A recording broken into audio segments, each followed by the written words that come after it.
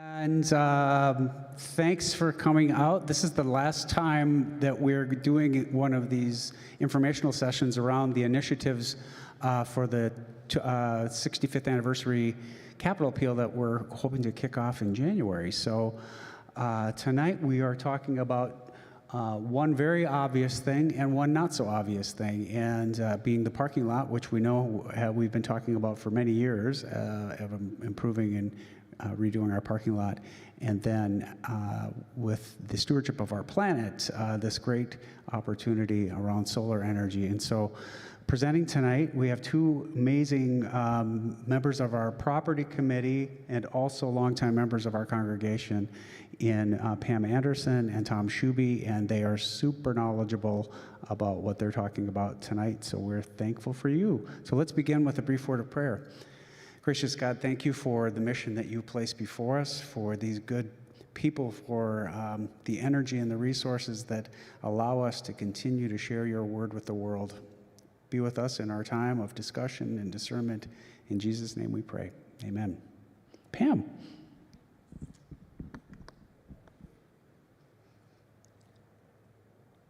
Okay. I get to talk about the parking lot first, and this is actually maybe a bit of a rehash on a presentation we did about a year ago when we were talking about this initially with the congregation. But I thought I'd just run through a few things in terms of, why is this initiative a central part of this particular campaign? Well, if any of you had driven on the parking lot out there, you probably know why. Our current parking lot is well beyond its useful life.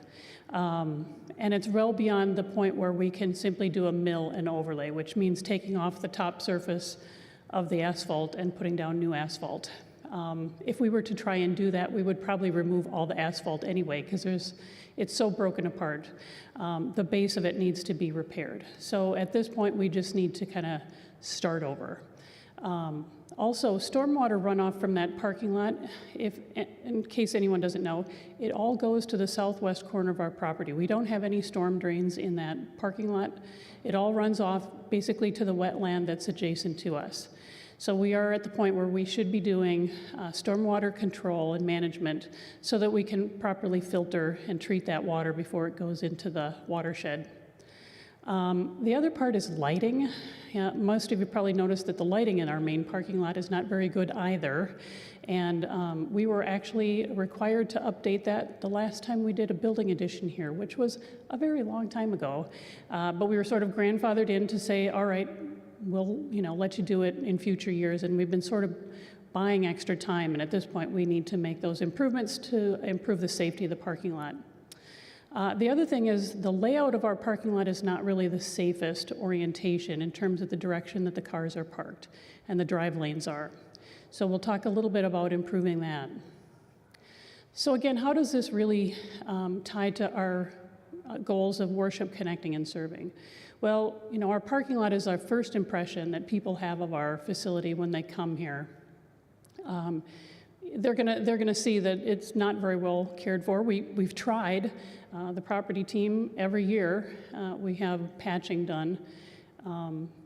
But we think it's important that we improve that first impression, that we make the space safer, and that, again, we deal with that stormwater runoff. It's really the best for environmental stewardship.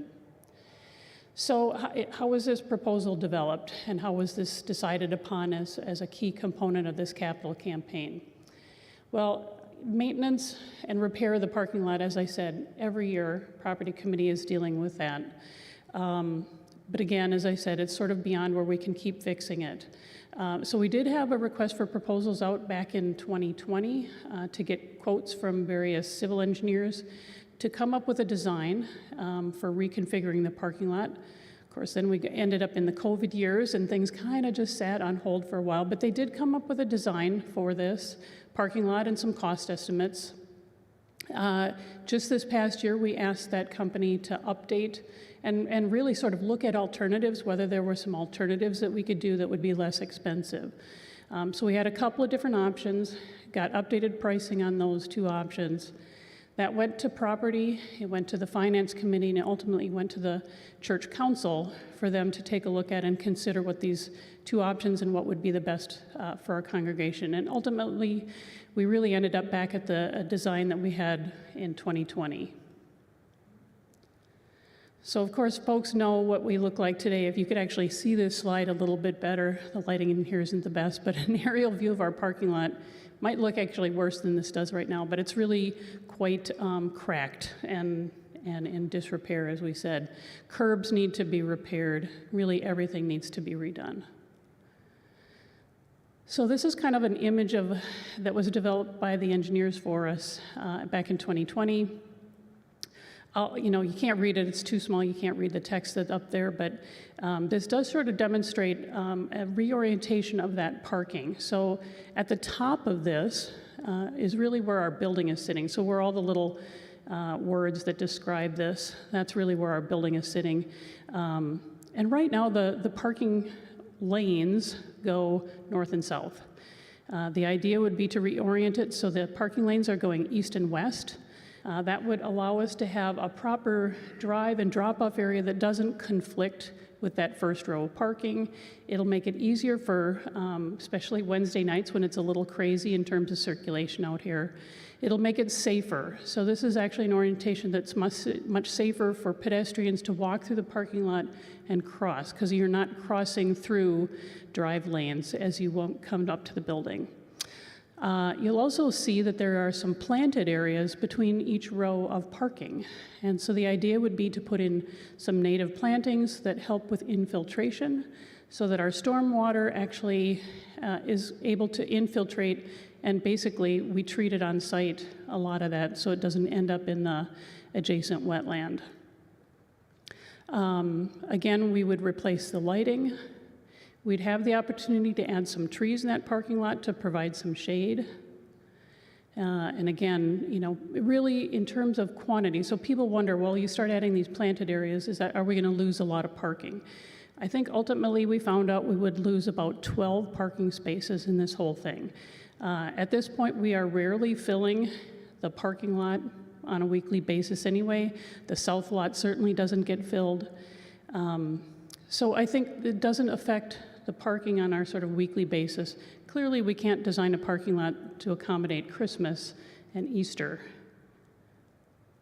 So this is just sort of a technical layout of how that whole thing works. They have some details. Again, this is still in preliminary design. It'll go forward into a more detailed design. So what are the costs and the timeline for this project? As Pastor Tom mentioned, the idea is to kick off this campaign in January. Hopefully we have a successful campaign that would allow us to really sort of begin with the design, the more detailed design and engineering in the summer of this coming year, spring and summer. Probably be able to bid the work in the fall and look at construction in the spring and summer of 2025, which I know seems like a long ways away, but it's kind of the way the construction cycles work. As far as costs, we have costs up there for basically the design and engineering costs, construction costs of just over $1 million. There's a number of other, bonds, fees, escalation that have to be factored in. So looking at about a total cost of $1.5 million for the complete reconstruction of the parking lot. So that's kind of the parking lot in a nutshell. Do folks have any questions? Yes, Dan. How about the entrance on 84th Street coming into, off 84th? Oh, okay. How about the entrance up here at 84th Street where we come in?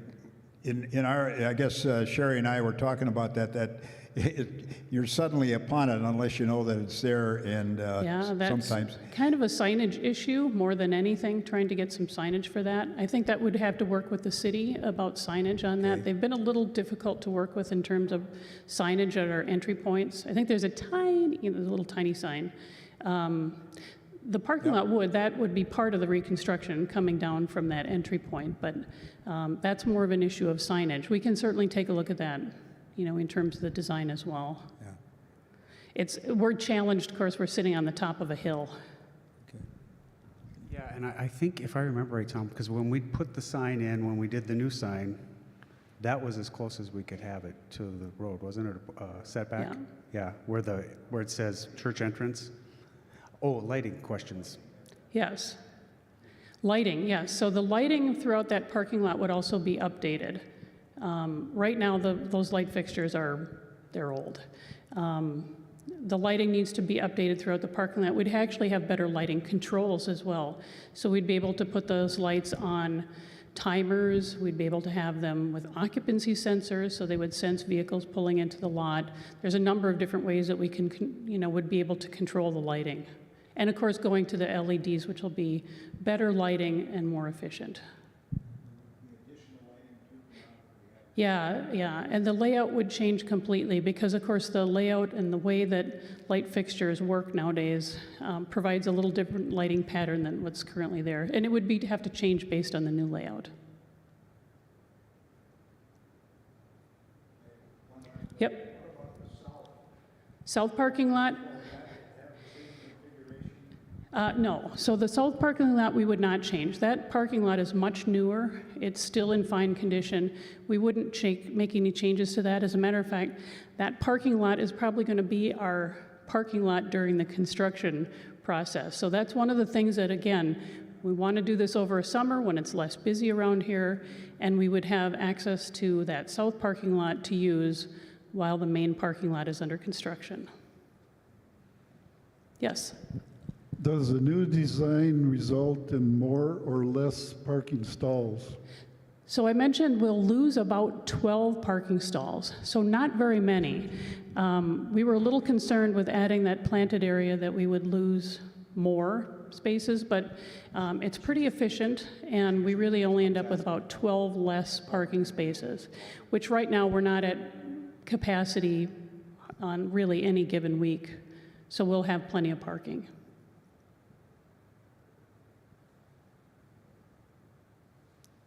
Yes? Have you had any bids on the lighting? No. Well, the estimate, so our civil engineer did get an estimate on the lighting costs that are part of that, so that is included in that total construction cost. Yep.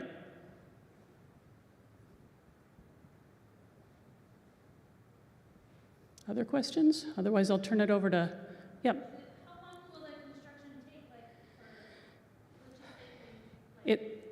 for It's probably going to be a full summer of work. So the intent would be probably to try and push into the spring a little bit as well, just to make sure that we're fully done before things gear up here in September. So ideally, in May, maybe even a little bit earlier. We know that preschool goes on here, so as soon as preschool is done for sure, maybe we can push it a little bit earlier because preschool could access from that south parking lot as well. So once we get into the full design, we can work with them on the timing, but really I think it's a little bit in the spring and then through the summer and being ready, fully ready for the fall kickoff again. Yeah. Will the construction be staged so that there's some parking available? So the south, since we're not doing any work in that south parking lot, certainly that parking would be available. What they'd probably have to do is sort of phase the work that would be on the entry drive, so they'd probably have to do that entry drive and make sure that we can get into that south parking lot for the summer. Otherwise, I think ideally they'd like, it's more efficient, more cost effective if they can kind of do most all of it at one shot. Okay, I should turn it over to Tom. Let him talk about solar. Thank you, Pam. That was awesome. Let's give Pam a round of applause. That was great. So a couple of things struck me. Pastor Tom, I need to ask a favor. Help me with a verse. I can only paraphrase here. I'm thinking about the parking lot, and we've been working on the solar aspect for probably 15 years to get it where it is today. And we were working on the parking lot long before that, trying to figure out how we would get this done. And there's a verse about something about your work is done, good and faithful servant. I feel that way about our parking lot. Our parking lot has done its time, and we have done everything year after year, cold patching, trying to stretch it as far as we can, and if we do any repairs to it, of course, then we're obligated to change that lighting, and on and on and on. It's a great project, not exciting, and I don't know of any members that I've talked to that are just burning to spend money on a parking lot, but it is a big part of what we're, a big part of what we're doing. So we're going to move on to solar. As I said, solar we've been working on for, in various phases for about 15 years, and we are at a time now when I feel it's imperative that we move forward. So why this is a central part of the campaign, print might be a little bit small, so I'll read a little bit of it. Environmental stewardship is just paramount to our caring for creation. We have done virtually everything we can inside the facility. All these lights are LEDs. All of the lights everywhere except for the activity center, we've converted all of those to low consumption LEDs. We've done all the weather stripping. We're putting in sensors for when people come in the room, then the lights turn on and they turn off automatically. We put in new thermostats, right? So all that low-hanging fruit to take care of our consumption has led us to, I'm going to use that word consumption quite a bit. Consumption is how much electricity we use, the number of units of electricity that we use. And the reason that's important is we have, over the last few years, maintained and then lowered our total consumption at St. Stephen's through a lot of work from that property group. And so our goal with this solar is to have enough solar on our roof to create enough energy to cover our entire consumption. Now, that doesn't mean that we still wouldn't get a bill for, there's some service fees, and you see those on your electric bill, right? But we want to cover our consumption. And of note, XL just got okayed for a temporary rate increase of about 8%. Even if it's 3%, what we're doing by doing this solar project, we are locking in what our cost per unit of electricity is, right? Because we're producing and then paying for the project, not paying for the electricity. So I think that's really important to keep in mind. So why is now a good time to do it? You could always get tax rebates for solar. That's been happening for many years. Well, churches don't pay taxes, right? So we were never eligible for any of those rebates. We were always liable for the full cost of the project. So there's a new program, and we get a 30% rebate, a direct pay rebate. It's not a tax credit, it's a direct pay rebate on this project. So our total cost for the project just dropped by 30%. And that comes to us when the project is completed. Let's see what's next. So how did we develop this particular proposal? As I said, we've been working on it for a long time. We've had multiple vendors in.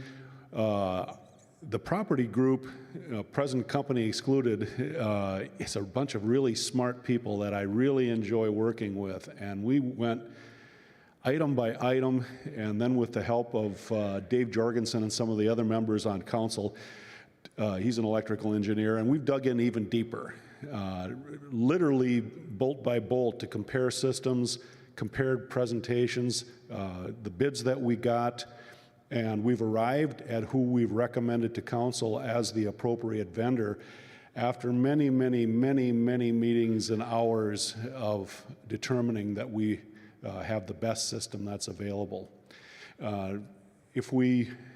Once we got that finished, we sent it to finance because there are financial obligations in doing a project this large. Finance reviewed it, came up with a recommendation, and then they sent it on to council. Council looked at everything and also agreed that it was a great project to go ahead with. So how does this this is a little bit easier connection, I think, than parking lot. Both are valuable. But, this offsetting 100% of our consumption, the way that connects us, not only with the people at St. Stephen's here and it's a great example to our community of our commitment to the creation. It also has a positive effect on the community. It's a way that we can serve our community and our membership in a way that's frankly saves us a whole bunch of money, and then is great for the environment as well. I'm going to move on so we save some time.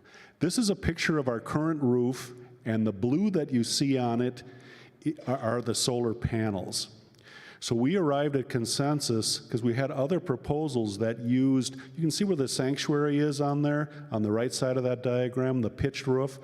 We could do more, gather more solar energy by putting panels on that pitched roof as well, but in the end, we got a proposal that does 100% of our consumption just using our flat roofs.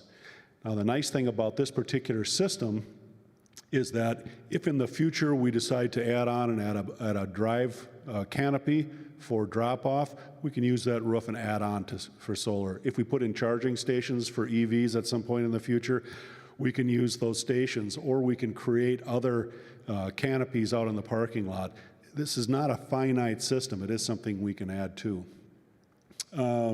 400 panels, that's a lot. The inverters that we chose let us monitor everything that's happening by the individual panel. The third component to a system is the connecting device, and the fourth component is the connection to XL and the meter. There's really only four main components to this system. It's simple. The panel manufacturer we've vetted, the vendor we've vetted. We'll have constant monitoring. We'll be able to tell how much electricity we produce. So it's a pretty simple components, but a very, very technical system. Just a couple of questions that we had at the last session. Somebody said, well, what about hail? Right? These panels actually have a greater resistance to hail than a regular tar roof because it's tempered glass and the framing on it. So we're actually, in a way, protecting our roof. So now the costs to do it. So this project is about $500,000. Engineering is about $5 million. In addition to that, there are some sections of the roof that need to be replaced. We don't have the exact numbers on that yet. We should have soon, but the range for replacing those roof sections is probably somewhere between $200,000 and $500,000 as well.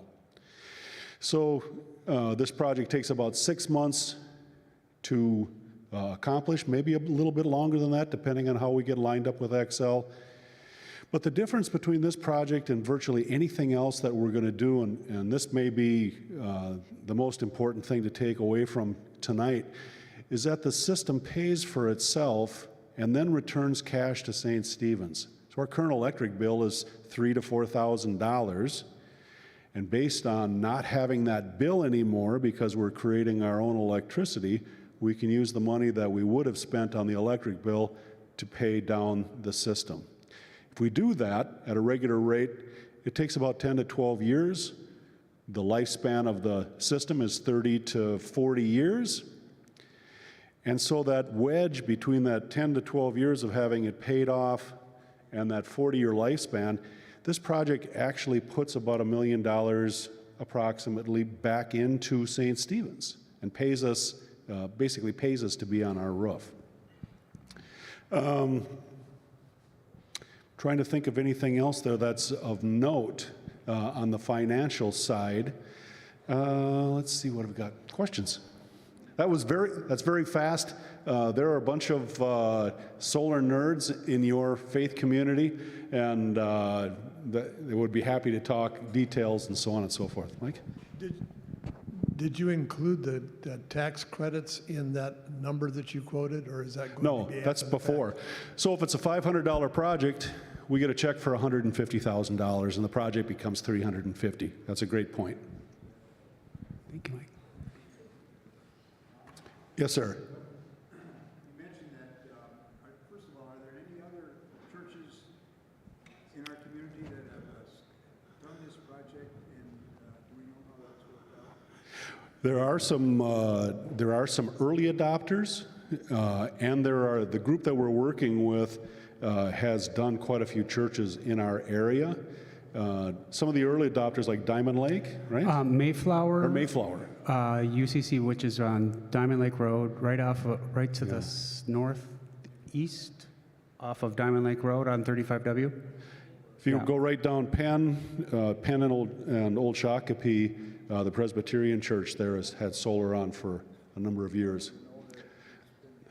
Well, yeah, I think it's working the way they expected. Two differences between the systems they have and the one we're proposing.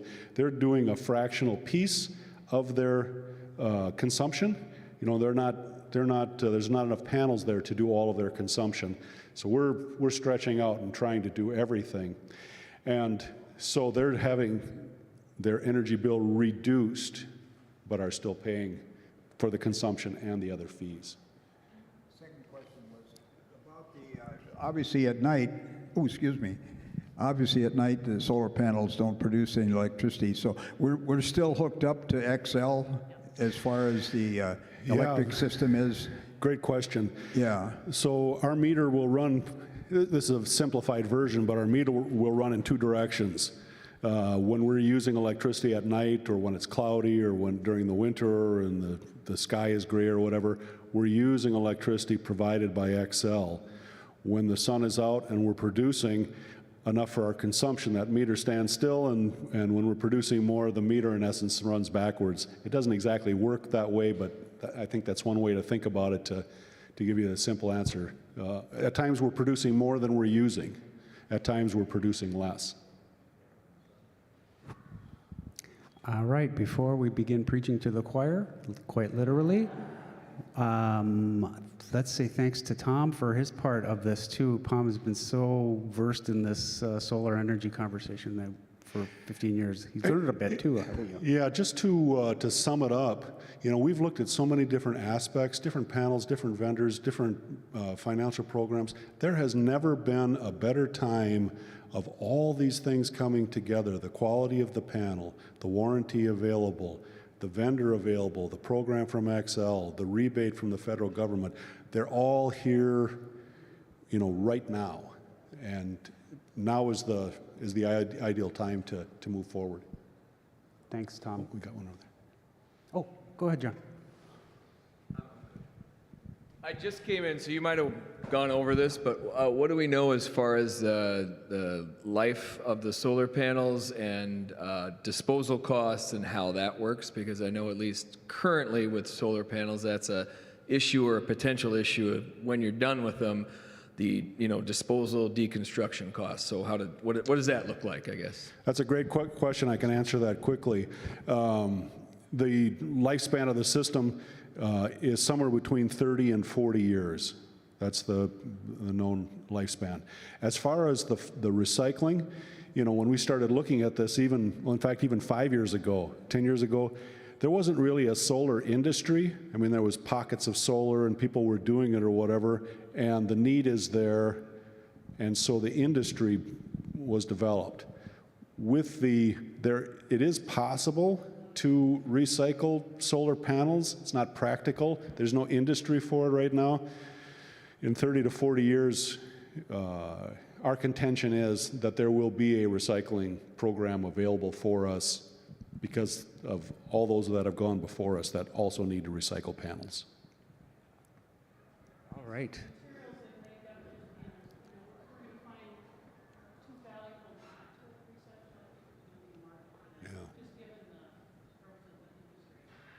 Yeah, great question. All right, thank you, everybody. Before we go, can I just close with a real quick reading that I think is so apropos for what we're talking about this year. This is from Pastor Ernest Campbell, Riverside Church in New York City, on understanding maturity.